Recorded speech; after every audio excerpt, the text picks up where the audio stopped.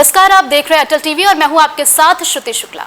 किस्से पत्रकार के एक और एपिसोड में आप सभी का स्वागत है। जैसा कि आप सभी लोग जानते हैं कि इस कार्यक्रम के जरिए हम आपको उन पत्रकारों से मिलाते हैं जो पत्रकार लगातार जनता की आवाज सत्ता से लेकर सदन तक पहुंचाने की कोशिश में लगे रहते हैं और कभी कभी पहुंचा भी देते हैं। तो इसी कड़ी में हमारे साथ बातचीत करने के लिए विजय द्विवेदी जी मौजूद हैं। सर, बहुत स्वागत है आपका। नमस्ते श्रुति जी। सर, हमारा पहला सवाल आपसे यही है कि पत्रकारिता के सफर की शुरुआत आपने कब की है? देखिए, अगर पत्रकारिता के सफ़र की शुरुआत की बात कर रहे हैं तो शुरुआत तो घर से ही हो गई, एक प्रकार से कहूँ। दरअसल जो मेरे मामा जी हैं वो इंडिया टुडे हिंदी में थे, हरिमोहन मिश्रा नाम है उनका, और फिर वो दैनिक भास्कर के न्यूज़ एडिटर थे। तो आप कह सकते हैं कि चूँकि एक परिवार में एक माहौल था पत्रकारिता का, और उसने पत्रकारिता की ओर बढ़ने के लिए प्रेरित किया। और इश्यूज से एक प्रकार से होता क्या है कि जब माहौल होता है इस प्रकार का, तो आप मुद्दों से अपने आप ही जुड़ते रहते हैं। अगर उस माहौल में आपका डाइवर्जन थोड़ा भी हो गया तो आपके सामने चर्चाएं होती हैं, बातचीत होती है, लोग पत्रकारिता के क्षेत्र के मिलते रहते हैं। जैसे मान लीजिए कि आपके घर पे आने जाना लोगों का है, तो आप भी उनसे रूबरू होते हैं, आपका भी टच बनता है। तो ये सब चीज़ें आप कह सकते हो कि पारिवारिक माहौल की देन थी जिसने पत्रकारिता की ओर बढ़ने के लिए, और एक पत्रकारिता या सामाजिक चेतना जिसको कहते हैं उसको आपके अंदर जगाने का काम माहौल करता है। और आप जिस माहौल में रहते हैं, जिस सामाजिक परिवेश में रहते हैं, वो परिवेश की देन भी बहुत सारी चीज़ों की होती है कि आप उन चीज़ों के बारे में जागरूक बनते हैं। तो ये काफ़ी हद तक आपका परिवेश, मैं कहूँ कि अगर सामाजिक परिवेश पूरे समाज में ही ऐसा हो और लोग चेतना से जागरूक हों उन मुद्दों के साथ में, उनके प्रति अपनी एक नज़रिया रखते हों, तो आपके यहाँ माहौल ही दूसरा होगा और पूरी तरह से बदला हुआ होगा जब आप सामाजिक राष्ट्रीय मुद्दों पे अपनी एक नज़रिया रखेंगे। और ये आम आदमी के लिए है। अब जो है आज की डेट में पत्रकारिता जो है केवल पत्रकारों तक सीमित नहीं रह गई। अब जो नया ज़माना है वो तकनीक का है, सामाजिक परिवेश जो है वो बदल रहा है, और सिटीजन जर्नलिज्म जिसको कि नाम दिया गया, वो काफ़ी हद तक आज सोशल मीडिया जिसको कहते हैं हम, वो बहुत एक्टिव है। वो मुद्दे उठाता है, वो अपनी बात कहता है और पब्लिक प्लेटफॉर्म पे रखता है। उनको किसी प्लेटफॉर्म की आवश्यकता नहीं है, वो सोशल मीडिया ही अपने आप में एक प्लेटफॉर्म है। और ये एक नया विस्तार है, कह सकते हैं कि लोगों को अपनी बात रखने का, और मीडिया का विस्तार है। इसमें कोई दो राय नहीं है, क्योंकि मीडिया का जो काम है अगर वो सोशल मीडिया प्लेटफॉर्म पे भी हो रहा है तो दैट इज ऑल्सो ये media, and peoples are working as a citizen journalist. जी सर, कितनी उम्र लगभग आपकी रही होगी जब आप किसी संस्थान को ज्वाइन किए होंगे? पहली संस्थान आपकी कौन सी रही? देखिए, संस्थान के रूप में अगर आप कहते हैं तो महाराष्ट्र टाइम्स एक हुआ करता था, शायद उसको पहली बार ज्वाइन किया था मैंने। और फिर राष्ट्रीय सहारा और कुबेर टाइम्स जैसे प्रिंट मीडिया, जहाँ की लिखने के लिए आपको स्पेस मिलती है, और आप जो भी करंट इश्यूज़ हैं, जो वर्तमान मुद्दे चल रहे हैं, उन पर अपनी बात भी रख सकते हैं। दूसरी बात है कि कवरेज, जो रिपोर्टिंग वाली बात है, उसमें भी अलग अलग बीट्स जैसे होती हैं, तो आपको उन बीट्स पे जो भी आपका सीनियर संपादक होगा वो आपको बीट देता है, और आप उन बीट पे जाते हैं और उन बीट की खबरों को कवर करते हैं। और आपको अपनी बीट के साथ उन खबरों से भी लगातार जुड़े रहना होता है, उस क्षेत्र के लोगों से जुड़ा रहना होता है, और उसमें चल रही गतिविधियों पर भी नज़र रखनी होती है।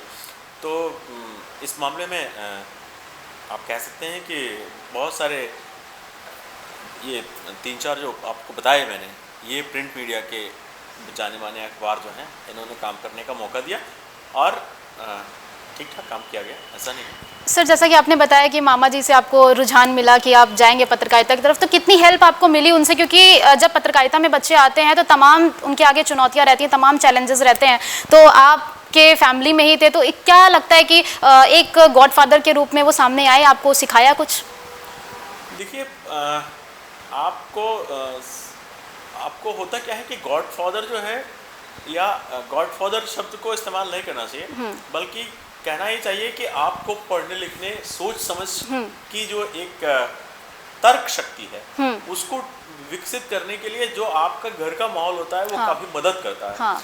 तो चाहे वो पत्रकार कोई व्यक्ति हो या ना हो, वो एक अलग इशू है, लेकिन वो कैसी चेतना रखता है, कैसे सामाजिक मुद्दों पे कैसे अपना सोच रखता है, वो नज़रिया आपको हमेशा देता है। तो निश्चित तौर पे एक नज़रिया मिला मुझे उनसे, और मुझे पढ़ने लिखने की ओर जो रुझान या जो मुद्दों पे सर्च करने की एक जो क्षमता आप कह सकते हैं, उसको खोजने, उसको डेवलप करने में आपको आपके संस्थान में मदद करते हैं। आप जिन सीनियर्स के साथ काम करते हैं, मैं बहुत सारे सीनियर्स के बारे में कह सकता हूँ जिनसे कि मुझे उन्होंने नज़रिया दिया, उन्होंने चीज़ों के बारे में बताया भी और समझाया भी। उन्होंने ये भी बताया कि किस प्रकार से चीज़ों को डेवलप करना चाहिए, इवन खबर को लिखना कैसे चाहिए, इसका भी एक तौर तरीका जो है, लिखने वाली जो बात है, क्योंकि आपका प्रेजेंटेशन जब आप लिखते हैं, आपका जानकारियाँ होती हैं, तो ही आप कर सकते हैं। तो कोई भी मीडिया हो, इवन प्रिंट हो, आपका डिजिटल मीडिया हो या टेलीविज़न मीडिया हो, आपकी प्रेजेंटेशन आपकी जानकारियों पे ही आधारित है, और उसके बगैर आप नहीं कर सकते। बेहतर प्रेजेंटेशन जिसको कहते हैं, उसके लिए आवश्यक है कि आपके पास जानकारियों का खजाना हो। इसके लिए पढ़ना लिखना चाहिए, और पढ़ना लिखना पड़ता है तभी आपके पास जानकारियाँ एकत्र होती हैं। मुद्दों पे खोजिए, विषयों पे खोजिए, या जो भी आपके मन में सवाल हैं शायद उन मुद्दों से जुड़े हुए, उनका भी आपको जानकारी के ही बिहाफ पर उसका आंसर मिलता है, उसका उत्तर मिलते हैं, तभी आप जाकर के अपने सवालों का या लोगों के सवालों का जवाब दे सकते हैं। सर, क्या कभी ऐसा हुआ आपके साथ कि सीनियर्स बैठे हों, आपने कोई खबर लिखी हो या कोई खबर करके आप लाए हो और उस पर आपको भयंकर डांट पड़ गई हो और काफ़ी आपको मेहनत उसमें आपने की हो बहुत ज़्यादा, लेकिन फिर भी आपको निराश होना पड़ा हो? नहीं, देखिए, ये जो निराशाजनक स्थितियां तो शायद कभी ऐसी पैदा नहीं हुई, लेकिन खबरों को आप जो लिखते हैं, अगर कोई व्यक्ति मार्क कर रहा है, और हमेशा होता ये है कि जब भी कोई न्यूज़ होती है, उस न्यूज़ को आपको डिटेल में समझना होता है, और समझने के साथ ये जानना होता है कि असली खबर में आपका मुद्दा क्या है और खबर क्या है। तो उसको समझने के लिए और उसको विस्तार देने के लिए आपको खबर को प्रेजेंट कैसे करना है, ये हमेशा आपको सीनियर से बताते हैं। तो कई बार ऐसे एपिसोड होते रहे हैं जबकि आप कोई खबर लिखें और कोई आदमी उसमें कलम चलाए और कहे कि आप इसको ठीक से लिख के लाइए। तो ऐसी कोई उसमें निराशाजनक बातचीत नहीं है। और भाई बहुत बार ऐसा होता है कि आप जो चीज़ें लिखते हैं या जो आप डेवलप कर रहे होते हैं, उसमें कोई आदमी एडिट करके बताता है कि ये पॉइंट और जोड़ दीजिए तो आपकी खबर का आकर्षण बढ़ जाएगा। तो इसमें अगर ये मदद आपको ही बता सकता है जिसको की जानकारी हो और जो उस मुद्दे पे पकड़ रखता हो, उसकी जानकारी रखता हो, तो ही आपको बता पाएगा, अन्यथा नहीं बता सकता है। तो सीनियर से ऐसी मदद मिलती रही है, और ऐसे बहुत सारे, ये आमतौर पे होता है कि जब आप सीनियर के पास में अपनी कॉपी लेके जाते हैं, अपना डिटेल लेके जाते हैं, अपना प्रेजेंटेशन लेके जाते हैं, तो वो उसमें एडवाइस ही करेगा आपको। जब एडवाइस करेगा तो आपकी चीज़ों को बेहतर बनाने की एडवाइस करेगा। एक पॉजिटिव सोच के साथ में वो चीज़ें सामने आती हैं। सर, कितने चैलेंजेस अभी तक आपको फेस करने पड़े? कभी ऐसा लगा कि अब बस बहुत हो गया पत्रकारिता, मतलब कहाँ तक हम जाएंगे, इस तरह कभी कुछ हार टाइप का लगा आपको? नहीं, इसमें देखिए, मुझे आज तक कभी हार वाली स्थिति कभी समझ में नहीं आई, और न ही मेरे सामने ऐसा कोई चैलेंज रहा कि जहाँ की लगे कि साहब नहीं, इट्स एंड नहीं है। ये जो है, हर वक्त जब आप काम कर रहे होते हैं तो आप लर्निंग स्टेज में होते हैं।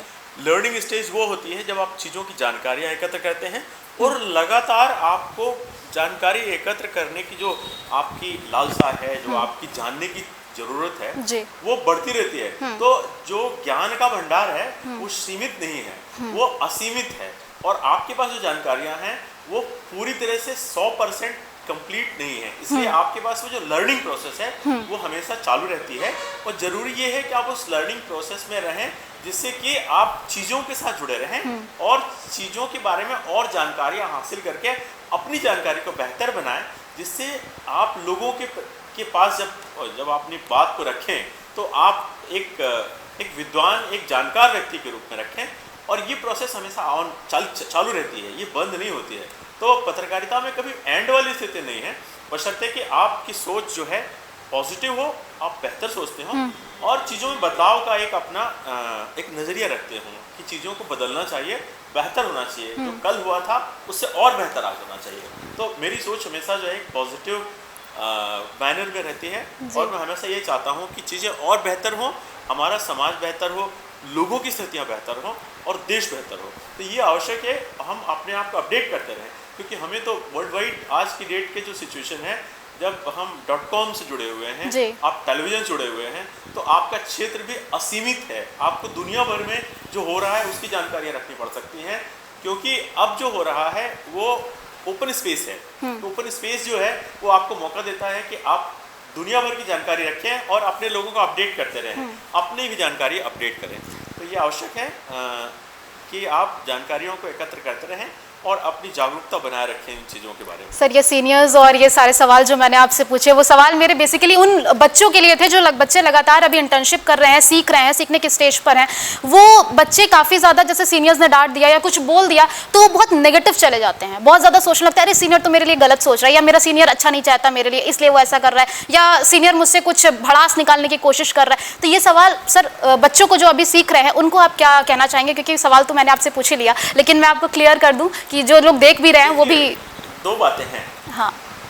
जो जब आप किसी सीनियर के साथ में काम कर रहे होते हैं और वो अगर कुछ राय देता है तो राय हमेशा नेगेटिव नहीं होती है, हमेशा वो पॉजिटिव भी होती है।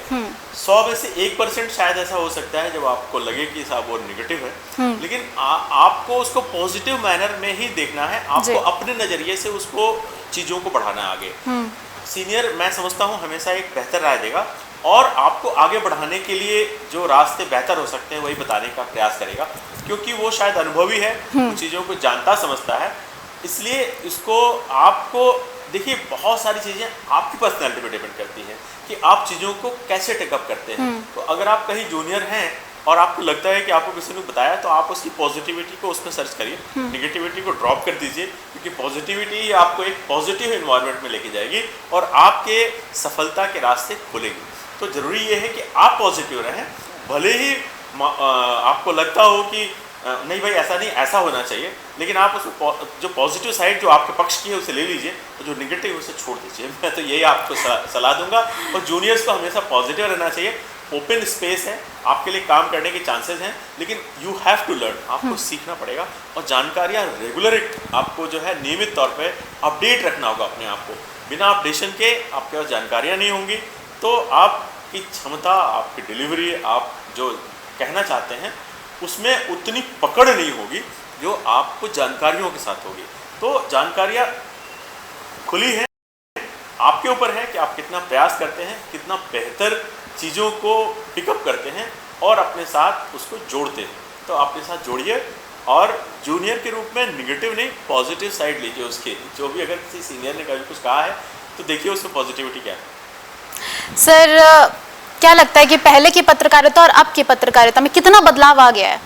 देखिए, असल में अब पहले की पत्रकारिता में आप कह सकते हैं कि जो टेक्निक थी, जो तकनीक है उसका इस्तेमाल, भाई पहले हाथ से लोग कॉपी लिखते थे, खबर लिखते थे, कागज और पेन हुआ करता था। आपके उसके बाद में कंप्यूटर ने उसकी जगह ले ली और आपको सिस्टम पे बैठ के टाइप करके उस खबर को सिस्टम पे टाइप करके एक खबर के शेप में देना होता था। वो ऑनलाइन ही पहुंच जाती थी दूसरे के पास में। जैसे मान लीजिए आप जिस सिस्टम पे काम कर रहे हैं, जरूरी नहीं कि आपका सीनियर के पास में जब उस सिस्टम से कॉपी निकलेगी तो ही वो आएगा। वो ऑनलाइन आपकी कॉपी जैसे ही आपने सबमिट की, वो दूसरे सिस्टम पे जाके खोली, अगले आदमी ने उसको एडिट किया, उसको देखा और उसको आगे फॉरवर्ड कर दिया, जो कि अगर न्यूज़ टेलीविज़न है तो खबर के रूप में चली जाएगी, .com है तो वेबसाइट पे कहीं पे लग जाएगी, या अगर वीडियो शेप में जाना है तो कोई उसको प्रेजेंट कर रहा होगा। तो निश्चित तौर पे वहाँ भी कंटेंट का महत्व तो है ही है।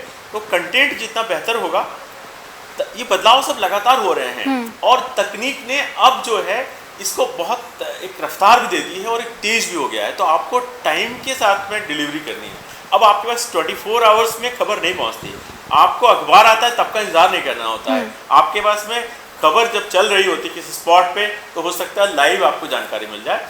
खबर जब चल रही होती है तो टेलीविज़न पे आधे घंटे के बाद में उसका अपडेटेड वर्जन मिल जाए। कोई व्यक्ति हो सकता है उस पर आपका नई पक्ष रख रहा हो, किसी डिबेट में शामिल हो रहा हो, वो मुद्दे किसी टेलीविज़न के डिबेट में हो रहे होते हैं। तो आप अब जो खबर जो स्पीड की जो वो है, स्पीड है, वो आप कह सकते हैं कि बहुत तेज़ हो चुकी है।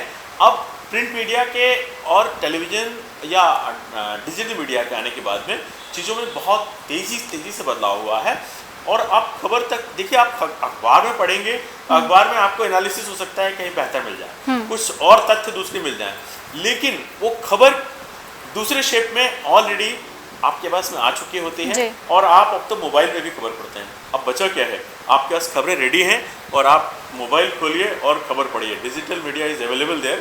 और जो अखबार आए तो अगर आपको और डिटेल चाहिए, हो सकता है कुछ और पक्ष मिल जाए, तो काफ़ी हद तक न्यूज़ मीडिया और प्लेटफॉर्म का एक विस्तार जो हुआ है, इसने चीज़ों को बदला है।